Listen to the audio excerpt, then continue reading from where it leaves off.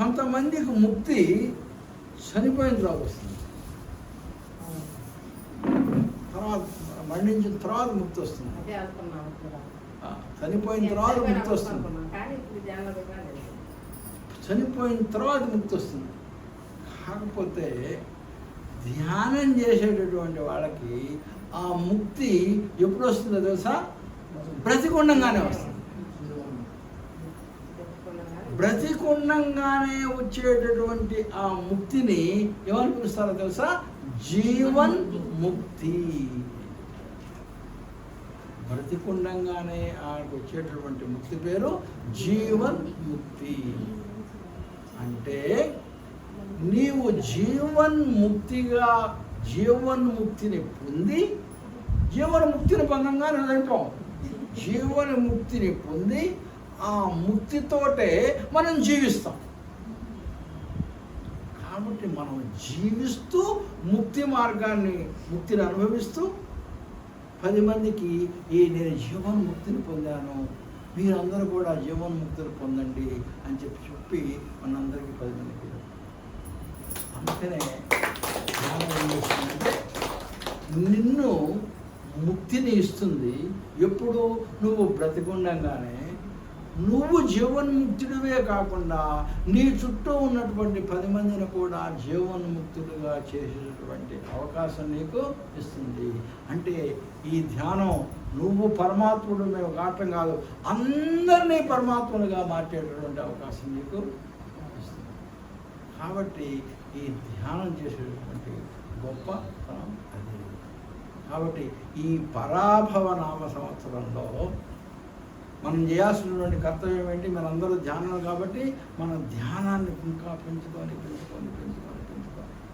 ధ్యానాన్ని పెంచుకోవడం అంటే ఇదివరకు గంట చేస్తే నేను 2 గంటలు చేయడం కాదు. అది చేయొచ్చు, అది కూడా చేయొచ్చు. కాకపోతే ఏంటంటే ధ్యానంలో ఎంత లోతుకు వెళ్తాము, ధ్యానం ఎంత చక్కగా చేస్తాము అంటే, ఒకటి మనం 1 గంట సేపు ధ్యానం చేసాం అనుకున్నాము, దాని అర్థం నువ్వు 1 గంట సేపు ధ్యానంలో ఉన్నావని కాదు. ధ్యానంలో మనం ఏం చేస్తుంటాం? కూర్చుంటాం. కూర్చున్న తర్వాత ఏమవుతుంది? ఏం జరుగుతుంది? ధ్యానంలో ఆలోచనలు వస్తుంటాయి. కానీ ఆలోచనలు వచ్చినప్పుడు మనం ఏం చేయాలి? శ్వాస మీద ధ్యాస తీసుకొని రావాలి.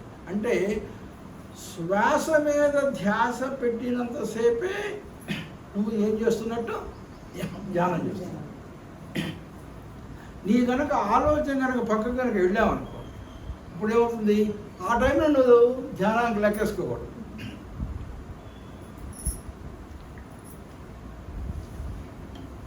నువ్వు ఆలోచనల వైపుకు వెళ్ళినంతసేపు నువ్వు ధ్యానం చేసినట్టు కాదు.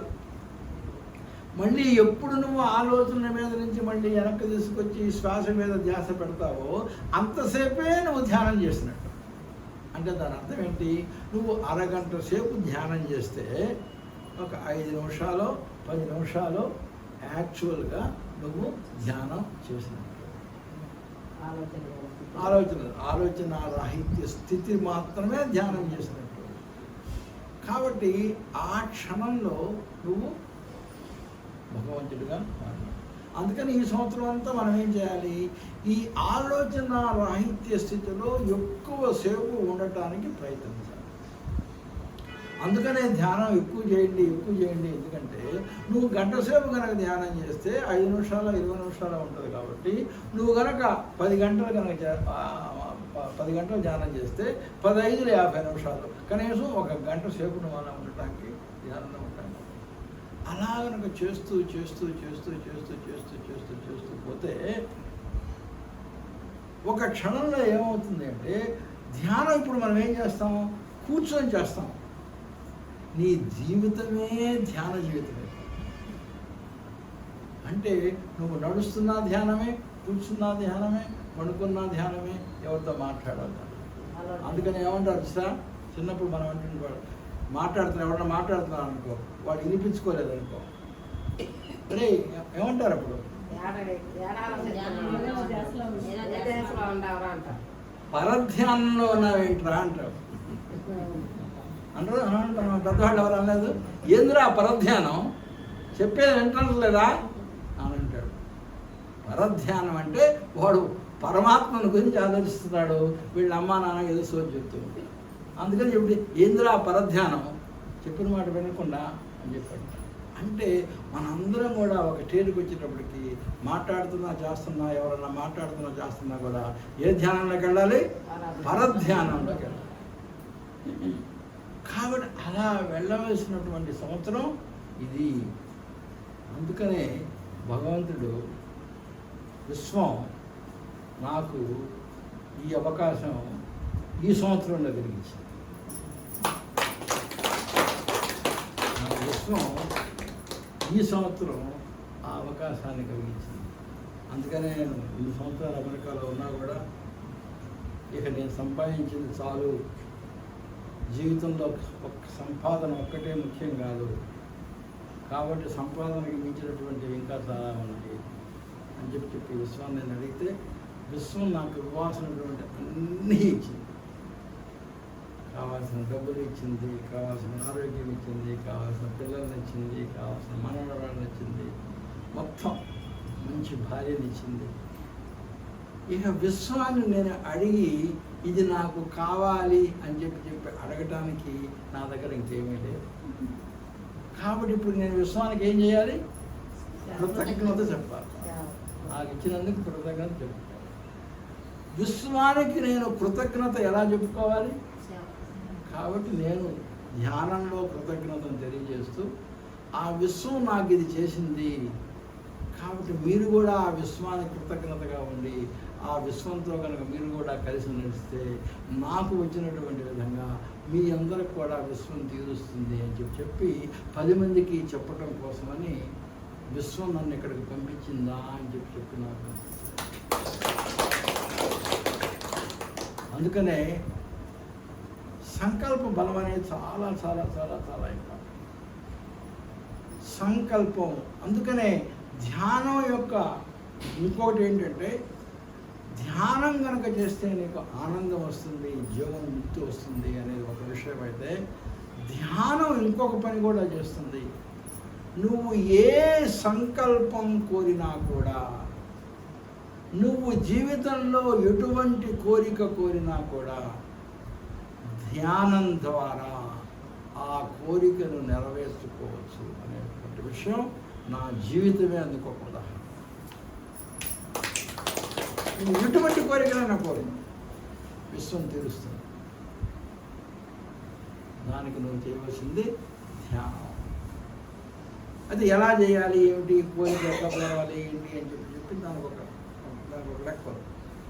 ఆ లెక్కలో కనుక నువ్వు చేసినట్లయితే నువ్వు కోరుకున్నటువంటి ప్రతి కోరిక విశ్వం నీకు తీరుస్తుంది. అయితే మనకు తెలియనటువంటి విషయం ఏంటంటే, కోరికల్లో 2 రకాలు ఉంటాయి.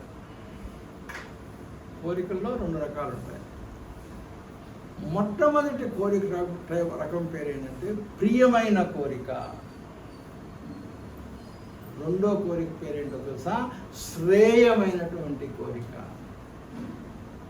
ప్రియ, శ్రేయ, ఈ 2 పేర్లు ఎప్పుడన్నా విన్నారా? ఆడపిల్లలు పెట్టుకుంటూ ఉంటారు. ప్రియ లేకపోతే శ్రేయ అంటే అర్థం తెలియాలి కదా, మనకు పేరు పిలిస్తే అట్లా. ప్రియ అంటే ఏమిటి, శ్రేయ అంటే ఏమిటి, ప్రియమైన కోరిక అంటే ఏమిటి, శ్రేయమైన కోరిక అంటే ఏమిటి? ప్రియమైన కోరిక అంటే నీకు ఏమి కావాలో నువ్వే నిర్ణయించుకుంటావు, నీకు ఏది మంచిదో నువ్వే నిర్ణయించుకుంటావు. అది ప్రియమైన కోరిక. నీకు ఏది ఇష్టమో నువ్వు నిర్ణయించుకుంటావు. నీకు ఏది ఇష్టమో దాన్ని ఏమంటారు తెలుసా? ప్రియమైనది అంటాం. అందుకనే ఒక అబ్బాయి అమ్మాయి దగ్గరికి వెళ్ళి ఎవరిని పిలుస్తాడు? ప్రియా అని పిలుస్తాడు. ఒక ఇద్దరు లవర్స్ ఉంటే ప్రియా అని పిలుస్తారు. అంటే నాకు ఇష్టమైన దానా అని చెప్పి అంటారు ప్రియా. అంటే ప్రియ అంటే నీకు ఎవరైతే ఇష్టం ఏది ఉందో దాన్ని ప్రియా అని చెప్పి పిలుస్తారు. శ్రేయ అంటే అర్థం ఏంటో తెలుసా? నీకు ఏది మంచిదో దాన్ని శ్రేయమైనది అంటాం. శ్రేయ అని పిలుస్తాం. చెప్పి అర్థమైనా మీకు? లేదు, ఇంకా ఇంకా ఎందుకు గట్టిగా మాట్లాడు. ఓకే, ప్రియమైనది ఏదైనా ఒక ఎగ్జాంపుల్ చెప్పండి. శ్రేయమైనది ఒక ఎగ్జాంపుల్ చెప్పాలి, ప్రియమైనది ఒక ఎగ్జాంపుల్ చెప్తేనే మీకు అర్థమయ్యేటట్టు. ప్రియ అనేదానికి ఒక ఎగ్జాంపుల్ ఏంటి? పెద్ద బిల్డింగ్ కావాలి, మంచి పట్టు చీరలు కావాలి, పెద్ద బంగారం కావాలి, అందులో ఖరీదు ఎక్కువ. ఓకే, అట్లా అంటే ఏంటి? ఒక షుగర్ పేషెంట్ ఉన్నారు, వాడికి ఏం తినాలనిపిస్తుంటుంది? స్వీట్ తినాలనిపిస్తుంది. కాబట్టి స్వీట్ అనేది ప్రియమైనదా శ్రేయమైనదా? ప్రియమైనది. స్వీట్ అనేది డయాబెటీస్కి శ్రేయమైనదా కాదా? శ్రేయమైనది కాదు, కానీ ఏమిటిది? ప్రియమైనది. డయాబెటీస్ అనే షుగర్ ఉన్నటువంటి వాడికి చక్కెర అనేది శ్రేయమైనది కాదు, ప్రియమైనది. అర్థమైందా ఇప్పుడు? కాబట్టి ప్రియమైనది అనేది అంటే అర్థం ఏంటంటే శ్రేయమైనది. దానికి రెండిటికి చాలా తేడా ఉన్నది. అందుకని ఏంటి, మనకేం కావాలో మనమే ఊహించుకొని, నీ మనసుతో ఊహించుకొని నాకు ఇది కావాలి కావాలి కావాలి అని చెప్పి అడిగితే మన కోరికలు దేవుడు తీర్చేస్తాడు. అయితే నువ్వు కోరేటప్పుడు దాంతోపాటు కొన్ని ఇబ్బందులు కూడా నీకు వస్తాయి. నువ్వు అడిగినప్పుడు నాకు అది ఒక్కటే కావాలి, నాకు దాని చుట్టూ వచ్చేటటువంటి ఇబ్బందులు నాకు వద్దు అంటే కుదరదు. అది వస్తే కొడుకు అడిగావు, దేవుడు కొడుకునిస్తాడు. కొడుకుతో పాటు ఏమొస్తుంది? కొడుకుతో పాటు రావాల్సినవన్నీ కూడా చుట్టూ వచ్చేస్తాయి. నాకు కొడుకు ఒక్కడు కావాలి, నాకు మిగతా అన్నీ నాకు వద్దంటే కుదరదు. కొడుకు వస్తాడు, కొడుకు తర్వాత ఎవరు వస్తారు? కోడలు వస్తారు.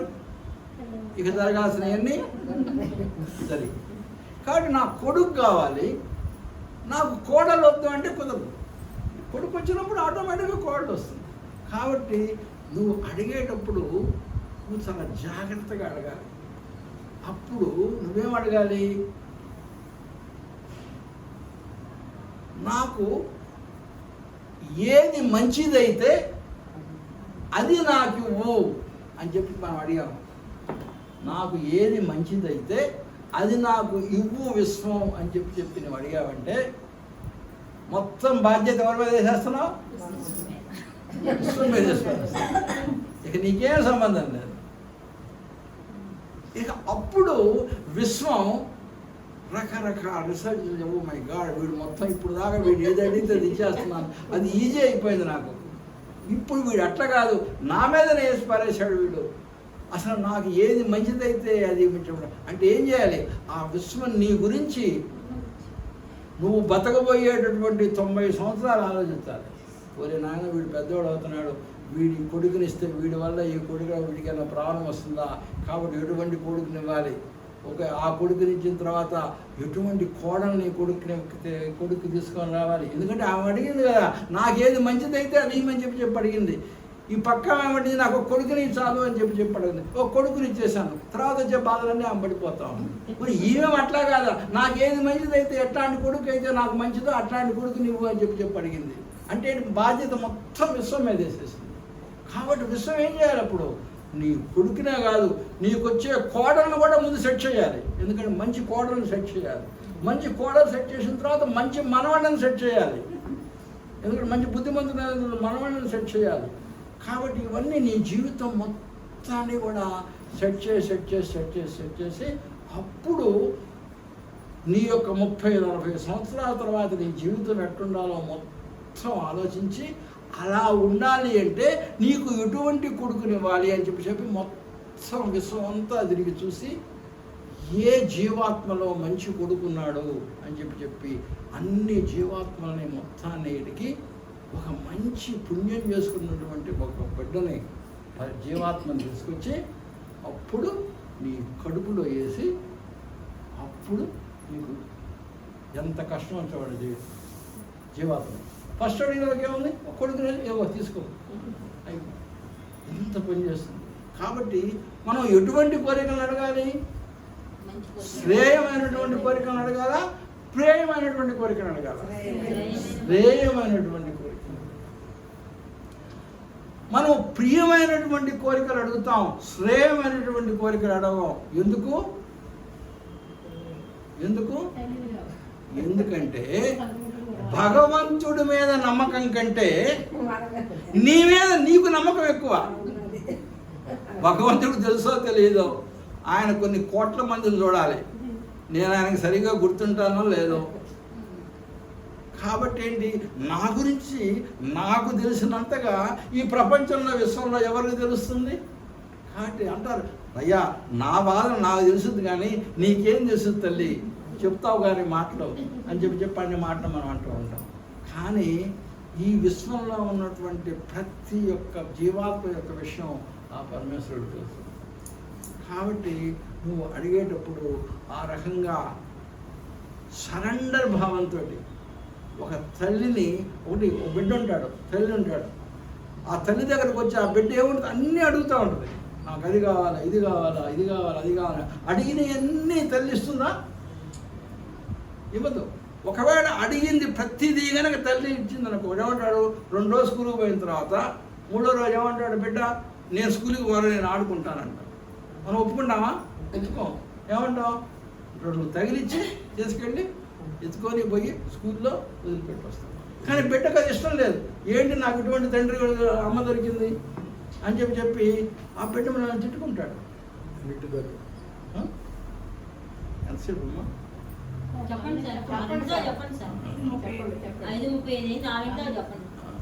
కాబట్టి మనము తల్లి ఊరుకుంటుందా? ఊరుకోదు. అంటే బిడ్డకి ఇష్టం లేదు స్కూల్కి పోవటం, కానీ ఇష్టం లేకపోయినా కూడా తల్లి చేస్తుంది. కాబట్టి భగవంతుడు కూడా ఆ రకంగా తల్లి లాంటి వాడు. కాబట్టి నువ్వు కనుక ఆ యూనివర్స్ని కనుక గట్టిగా కనుక నమ్ముకుంటే, నువ్వు యూనివర్సు నీ కోసం కష్టపడి నీ కోసం అది చేస్తుంది. దానికి ఎగ్జాంపుల్ ఏంటంటే, నేను మొత్తం నాకు అదంతా చెప్పిన టైం లేదు కాబట్టి, నేను చిన్నప్పుడు 11 ఏళ్ల వయసులో 3 కోరికలు కోరాను విశ్వాన్ని. ఏమని? నేను టీచర్ని కావాలి, నేను డాక్టర్ని కావాలి, 3వది నేను ఆధ్యాత్మిక బోధకుడిని కావాలి అని చెప్పి విశ్వాన్ని 3 కోరికలు అడిగాను. అసలు ఈ 3 కోరికలు ఒకదానికి సంబంధం ఉందా? టీచర్ ఏంటి, డాక్టర్ ఏంటి, ఆధ్యాత్మిక బోధకుడు అంటే ఈ రకంగా వచ్చి మెడిటేషన్ చెప్పడం. ఏదో విశ్వాన్ని అడిగి కంప్లీట్గా విశ్వం మీద కనుక భారం వేసేసి వదిలేస్తే, ఒక్కొక్కసారి నువ్వు ఒకటి అడిగితే విశ్వం ఇంకొక చేస్తున్నట్టుగా అనిపిస్తుంది. కాబట్టి నేను అడిగితే నా చేత విశ్వం ఏం చేయించింది తెలుసా? గుంటూరులో పట్నం బజార్లో పురుగు మందుల వ్యాపారం పెట్టించింది విశ్వం. అసలు నేను అడిగిన దానికి విశ్వం చేసిన దానికి సంబంధం ఏమన్నా ఉందా? ఏమీ లేదు. అయినా సరే నేను విశ్వం మీద నమ్మకాన్ని కోల్పోను. చేసిన తర్వాత ఒక 2 సంవత్సరాలు చేసేటప్పటికి కంప్లీట్గా లాస్ వచ్చి ఆమె దివాళీ చేసింది. అప్పుడు నేను విశ్వాన్ని తిట్టుకోవచ్చుగా. ఈ 4 రోజులకి అద్దె కట్టడానికి కూడా డబ్బులు లేని స్థితికి తీసుకొచ్చి నువ్వు చేయాల్సిన వ్యాపారం కాదు, మేము అడిగాం టీచర్ని, డాక్టర్ని, ఇంజనీర్ కావాలి కదా, ఒంగోలు వెళ్ళి స్కూల్ పెట్టుకో అని చెప్పి నా చాలా స్కూల్ పెట్టించి, స్కూల్ పెట్టి ఒక 7 సంవత్సరాలు స్కూల్ నడిపిన తర్వాత అమెరికాకి తీసుకెళ్ళిపోయాడు విశ్వం. 47 వయసులో నేను ఏం చేసింది, నువ్వు డాక్టర్ కావాలన్నా కదా నెక్స్ట్, కాబట్టి మనాన్ని కర్ణాటక వెళ్ళి డాక్టర్ చదవడానికి నీకు అవకాశం కల్పిస్తున్నారు అని చెప్పి మళ్ళీ 47 వయసులో నన్ను తీసుకొచ్చి డాక్టర్ని చేశాను. తర్వాత 57 వయసులో డాక్టర్ అయిపోయిన తర్వాత చేసిన తర్వాత నాకు తెలియకుండానే ఒక గురువు గారి కోసం వెతకటం మొదలుపెట్టిన తర్వాత మా గురువు గారు స్వామి బోధాన సరస్వతి దగ్గర జరిగిన తర్వాత ఆయనకు ఒక 5 సంవత్సరాలు ఆయన ఆశ్రమంలో చేరి ఆయనకు శిష్యర్కం చేసి, నేను ఆధ్యాత్మికంగా బ్రహ్మసూత్రాలు, భగవద్గీత, ఉపనిషత్తులు అన్నీ ఆయన దగ్గర నేర్చుకొని 60వ సంవత్సరంలో నేను వానప్రస్థాశ్రమం తీసుకొని 67 సంవత్సరంలో కంప్లీట్గా రిటైర్ అయిపోయి మళ్ళీ ఇండియా వచ్చి ఇప్పుడు నా ప్రయత్నం ఏంటంటే ఒక సంవత్సరం లోపల నేను విశ్వాన్ని అడుగుతా ఉన్నా, ఏం చేస్తున్నావు నా కోసం చెప్పి నమ్ముతూనే ఉన్నా. ఇప్పుడు దాకా నేను అడిగిన టీచర్ని చేసింది, నేను అడిగినటువంటి డాక్టర్ని చేసింది. ఇప్పుడు నన్ను ఏం చేస్తుందో తెలుసా? ప్రస్తుతం నేను అడిగాను మూడోది ఏంటి? ఆధ్యాత్మిక బోధకుడిగా చేయటానికి చేస్తుంది. వచ్చిన తర్వాత ఈ ప్రయాణం మొదలుపెట్టిన తర్వాత నేను ఇక్కడికి వచ్చిన దాకా కూడా నా మనసులో ఇది ఉన్నది అని చెప్పి నాకు తెలియదు. ఎందుకంటే నేను ఎందుకు చెప్తున్నానంటే ఇదంతా కూడా నువ్వు విశ్వాన్ని కనుక అడిగి, నెంబర్ 1 విశ్వానితో కనుక నువ్వు కనుక అనుసంధానం అయ్యి మెడిటేషన్ చేస్తూ విశ్వాన్ని కనుక నమ్మితే విశ్వం నీ కోసం ఏమైనా చేస్తుంది. నువ్వు అడిగింది చేరేంత వరకు నేను వదిలిపెట్టలేదు అని చెప్పడానికి నేను ఈ చిన్న కథ చెప్తున్నాను. నా కథ సరే, అమెరికా నుంచి వచ్చిన తర్వాత నా ఉద్దేశం ఏంటి? నేను ఇండియాలో విపరీతంగా తిరిగి ఈ ధ్యాన ప్రచారం చేయాలి అనేటటువంటి ఒకే ఒక సంకల్పంతో ఇండియా వచ్చాను. ఫ్లైట్ దిగి హైదరాబాద్లో ఫ్లైట్ దిగి గుంటూరులో నాకు కొన్ని అపార్ట్మెంట్లో వచ్చాను. ఎట్లా చేస్తానో నాకు తెలియదు. నాకు ఒక్కళ్ళు తెలవదు. ఇక్కడ ధ్యానం చేసేవాడు. ఎవరి దగ్గరికి వెళ్ళినది అది కూడా నాకు ఎవరు కావాలి?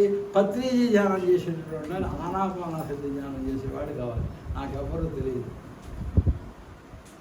అందుట్లో ఇంకొకళ్ళు ఎవరు? ఈ పత్రిజీ ధ్యానం చేసేటటువంటి ఎప్పుడు ఎవరు ఎక్కడుంటారు తెలుసా? పట్టణాల్లో ఉంటారా, పల్లెటూళ్ళలో ఉంటారా? ఎక్కువ మంది పల్లెటూళ్ళలో ఎక్కువ ఉంటారు. ఈ పత్రిజీ ధ్యానం చేసేటటువంటి వాళ్ళు నగరాల్లో తక్కువ ఉంటారు, పట్టణాల్లో తక్కువ ఉంటారు. అందరికంటే పల్లెటూళ్ళలో ఎక్కువ ఉంటారు. నేను పెరిగి వచ్చింది అక్కడ అమెరికాలో. ఈ ధ్యానాన్ని ప్రచారం చేయాలంటే నేను ఎక్కడికి వెళ్ళాలి? పల్లెటూళ్ళకి వెళ్ళాలి.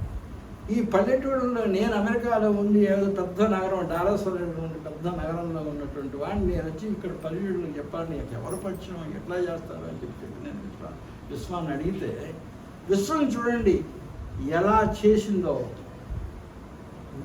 నేను అమెరికా నుంచి వస్తూ ఉంటే, సార్ డాక్టర్ గారు నాకు కొన్ని మందులు కావాలి, ఆ మందులు కొంచెం తెచ్చి పెడతారా మీరు వచ్చేటప్పుడు? సార్ నేను రాగానే మీ ఇంటికి వచ్చి తీసుకుంటానని చెప్పాడు. సరే, నేను వారు అడిగినటువంటి మందులు తీసుకొచ్చి అయ్యే సార్ గారు ఇట్లా మందులు తెచ్చాను సార్, మీరు వచ్చి మందులు తీసుకెళ్ళండి అని చెప్పి వీళ్ళు మా ఇంటికి వచ్చారు. వచ్చిన తర్వాత మందులు ఇచ్చేసిన తర్వాత ఆ మాటల్లో ఏం సార్ నేను ఎన్ని రోజులు ఉంటున్నాను అంటే 2.5 నెలలు ఉంటున్నానండి అని చెప్పంటే, అప్పుడు నేను సరే ఇట్లా నేను ధ్యాన ప్రచారం చేయాలనుకుంటున్నాను, నాకేమో పల్లెటూళ్ళు ఏ ఊరి పేరు కూడా తెలియదు, కాబట్టి ఎలా ఉందని చెప్తున్నా కదంతా ఈయనకి చెప్పిన తర్వాత మీరేమన్నా తెలుసా? రేపు ఉదయమే మీ ప్రయాణం అన్నారు.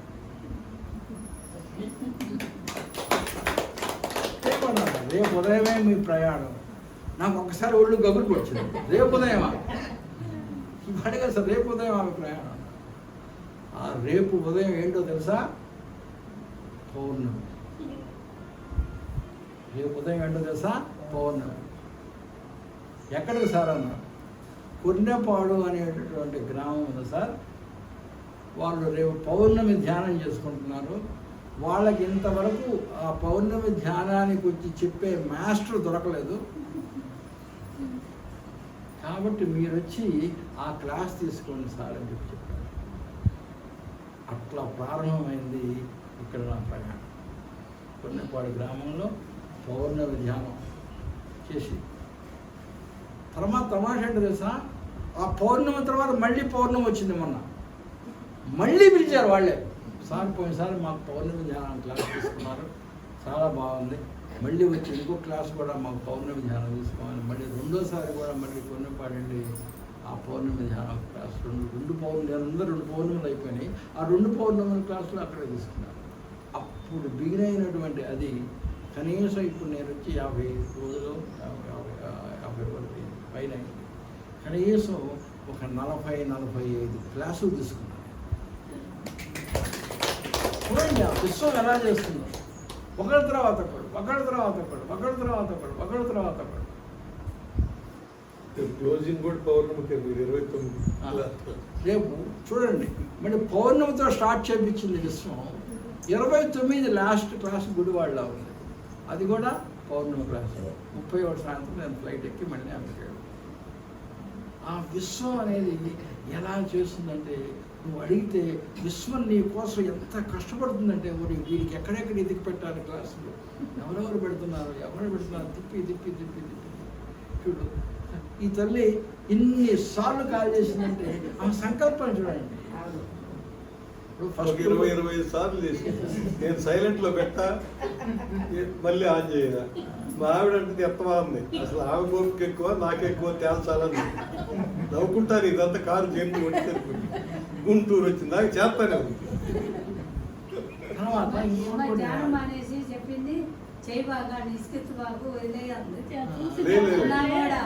మళ్ళీ ఆమె చేసే చేస్తానే అదే కరెక్ట్. అది మీ అందరికి కూడా ఫోన్లో చేస్తాను. రాత్రి పొద్దునేది వచ్చిందేమోనని నేను చట్టబడితే వాళ్ళు నేను వచ్చేసాను. పొద్దున వచ్చింది మళ్ళీ వచ్చిందే. ఏంటంటే విశ్వం ఇదంతా ఎవరు చేస్తున్నారు అంటే, విశ్వం అనేది ఆ పని చేస్తుంది. అదే కనుక ఆమెకే కనుక చూడు ఇంతమందిని నేను పిలిచాను అని చెప్పి కనుక ఆ మాకు ఏమాత్రం గర్వం వచ్చిందనుకోండి, మొత్తం మళ్ళీ ఇంట్లోకి వచ్చేస్తుంది. కానీ ఆ మహాతల్లి ఆ రకమైన ఎంతో విధేయంగా ఇలా అంటూ ఉంటూ కనుక చేస్తూ ఉంటే విశ్వం ఇంకా ఇంకా ఇంకా ఇంకా ఇంకా ముందు నేను వస్తున్నా అన్నా, కాదు అమెరికా కూడా రావాలండి. రాత్రి కూడా చెప్పింది అమెరికా వస్తున్నాడు గట్టిగా రాని. రాత్రి 4 సార్లు 10ంటికి కూడా చేసింది పడుతున్నాడు. కాబట్టి నేను అనేదంటే, మీరు సరిగా కనుక కోరిక విశ్వాన్ని కనుక అడిగితే విశ్వం చేయగలిగినది లేదు. తర్వాత నేను ఇంకా ఏం చేస్తుందో చూడండి విశ్వం. నేను అడిగినటువంటి దీనికి తర్వాత నేను వీటితో ఏమన్నానంటే, ఏమండి మనం గుంటూరు ఏరియాలో, నేను గుంటూరులో ఉంటాను, మీరు గుంటూరు చుట్టుపక్కల బాగా మనం చేస్తున్నాం కాబట్టి, గుంటూరు ఏరియాలో మనం ఎక్కడైనా సరే ఒక ఆశ్రమం లాంటిది పెడితే బాగుంటుందా అని చెప్పి వీడిని అడిగాను. చక్కటి ఆలోచన అండి.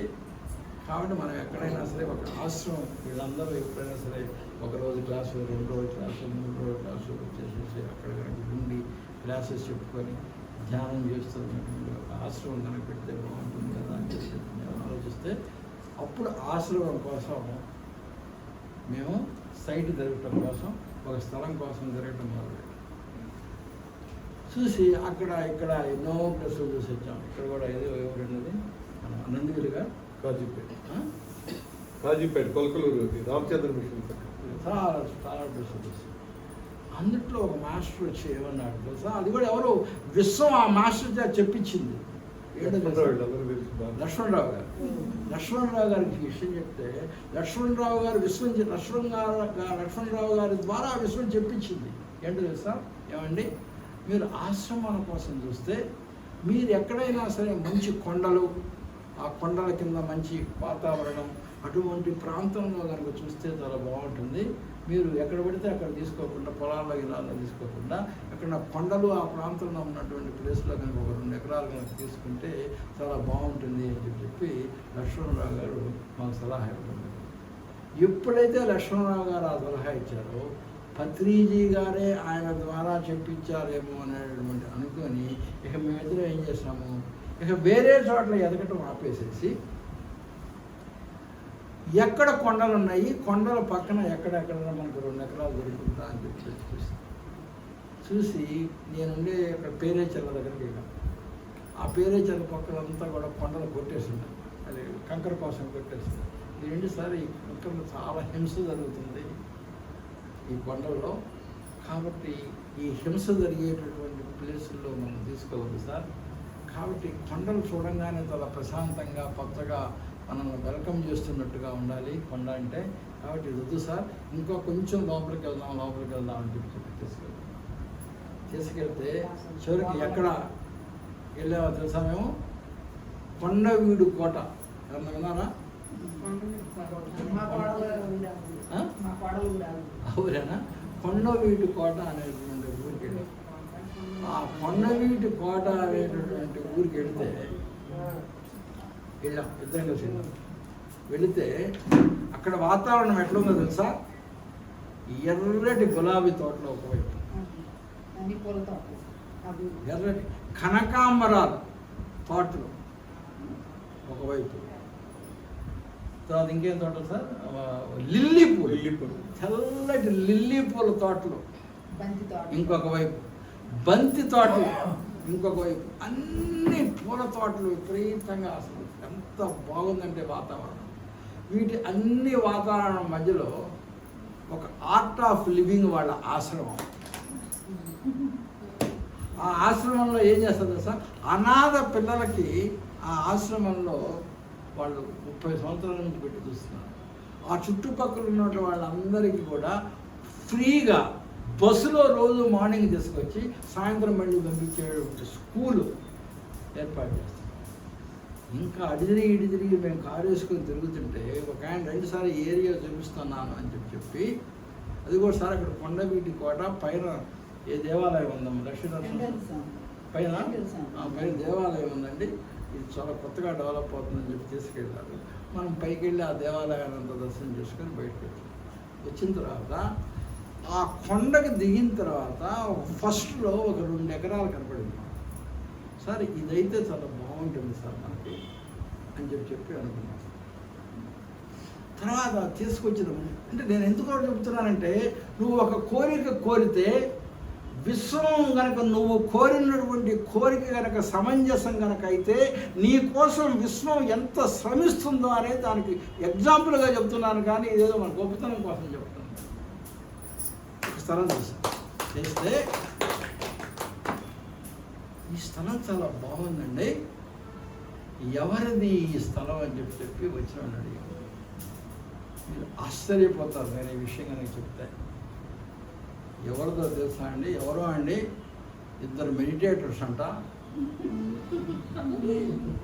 వీళ్ళందరూ తెలుసు, రామలక్ష్మణ్ ఎవరో 2 మెడిటేటర్స్ అంట సార్.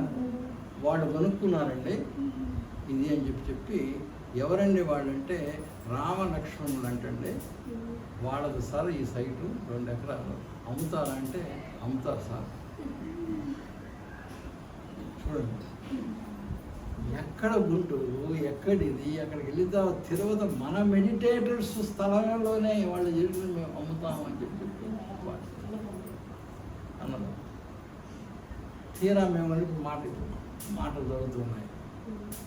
ఈ విశ్వం అనేది మీరు కనుక అడిగితే ఏదైనా మనం అందరూ అన్నీ అనుకున్నట్టు కనుక జరిగితే మీరందరూ కూడా అప్పుడప్పుడు అటువంటి ఆశ్రమానికి రావచ్చు. మనందరం కూడా మండి క్లాసులు తీసుకొని అట్లా 1 day classes, 2 day classes, 3 day classes అక్కడ మంచి వాతావరణం. ఇంకొక విషయం ఏంటో తెలుసా, మేము అక్కడి నుంచి అదంతా అయిపోయిన తర్వాత ఆ ఆశ్రమం పిల్లలని అక్కడికి వెళ్ళాం. అక్కడ ఒక 3 విగ్రహాలు పెట్టున్నాయి. రాముడు, లక్ష్మణుడు, సీతమ్మ విగ్రహాలు నిలబెట్టున్నాయి. చాలా బాగున్నాయండి. ఏంటంటే గుడి లేకుండా ఊరక ఏదో పందిరి కింద పెట్టారు అని చెప్తే ఏమన్నారు తెలుసా, ఏమండి ఆ కొండ దగ్గర కింద ఒక పొలం ఉంది, ఆ పొలం దున్నుతుంటే ఈ 3 విగ్రహాలు బయటపడేయండి. ఆ 3 విగ్రహాలు వాడికి గుడిలో ఎక్కడ దొరక్క చేసుకొచ్చి ఇక్కడ పెట్టారండి అని చెప్పి. ఆ స్థలం మహిమ అంత గొప్పది. అది మాకు ఎలా తెలిసింది? విశ్వం మమ్మల్ని వెళ్ళండి ఇదిగో మీకోసం చూసి పెట్టా అని చెప్పి తీరకే. కాబట్టి నాకు ఒక్కడికే కాదు, మీ అందరికీ కూడా మీరు ఏ సత్సంకల్పం చేసుకున్నా కూడా సరైనటువంటి కనుక ధ్యాన సాధనంతో మీరు అడిగినటువంటిది ప్రతిదీ కూడా పొందటానికి అవకాశం ఉంది. కాబట్టి ఇది పరాభవ సంవత్సరం కాదు, మిమ్మల్ని పరాభవాలకు గురి చేసేటటువంటి సమయం కాదు. పరాభవ అంటే మిమ్మలను దైవాలుగా మార్చే సంవత్సరం. మీరు కనుక సరైనటువంటి ధ్యానం చేసి ముందుకెళ్ళగలిగారు. ఈరోజు మీ సంకల్పం పవర్ ఏంటో వరలక్ష్మి పెట్టింది. రియల్గా మరి నిన్న పొద్దున్నే ఇందాక ఫోన్ చేసి వాన పెద్దగా పడిందండి అని. అసలే మా నాన్న హాయిగా తిని పడుకుంటానులేమ్మా, నేను రానులే. అప్పుడు దాకా మేము ఫిక్స్ అయ్యాం, ఆయన కారు అటు నుంచి నేను ఇటు నుంచి. వీలు కాల. తర్వాత మళ్ళీ ఫోన్ చేసి ఈయన 17 మంది అయ్యారండి, ఖచ్చితంగా రావాలా ఉంది. అప్పటికి నా మైండ్లోకి వద్దామని లేదు, అయిపోయింది ఆ ప్రోగ్రామ్. గుంటూరు వెళ్ళేసరికి మళ్ళీ ఒక 20 సార్లు చేసింది కదా, చేసి నేను రియల్గా ఎత్తాలని ఎత్తలా, ఆపోయి ఎత్తే దాని మీద పడింది, కారుది యాక్సెప్టెడ్ పడింది. నేను మామూలుగా రిజెక్టెడ్ కొట్టబోయా, కానీ యాక్సెప్టెడ్. మా ఆవిడ నువ్వు ఎత్తావు కాదు, ఏం చేస్తావు ఫోన్ అప్ చేసింది అని. సరే అమ్మా నేను రావడానికి ప్రయత్నం చేస్తాను, ఇప్పుడు చెప్పను మళ్ళీ చేస్తాలే, నువ్వు ధ్యానం చేసుకో ప్రశాంతంగా అని చెప్పాను. అక్కడికి వెళ్ళాక సరే నేను రావడానికి ఫిక్స్ అయ్యి మీరు వెళ్ళండి అంటున్నా వేరే ప్రోగ్రామ్కి. అంటే మీరేమన్నారంటే ఈలోపు వారు మళ్ళీ చేసి ఎమ్మటే లేదు అమెరికా వారు కూడా రావాల్సిందే నేను అందరికీ చెప్తున్నాను. ఈలోపు మీరేమన్నారంటే ఇల్లు వద్దాం ఇద్దరు అంతగా అడుగుతున్నారు కదా, రేపు పొద్దున్న చూసుకుందాం మన పని అని చెప్పి. నేను ఎందుకంటే ఆ పని కూడా మానుకొని ఇక్కడికి ఎందుకు వచ్చానంటే నేను విశ్వాన్ని అడిగాను, నాకు ధ్యాన ప్రచారం చేసే అవకాశం ఉంది కాబట్టి ఇష్టం ఇచ్చినటువంటి ఏ అవకాశాన్ని కూడా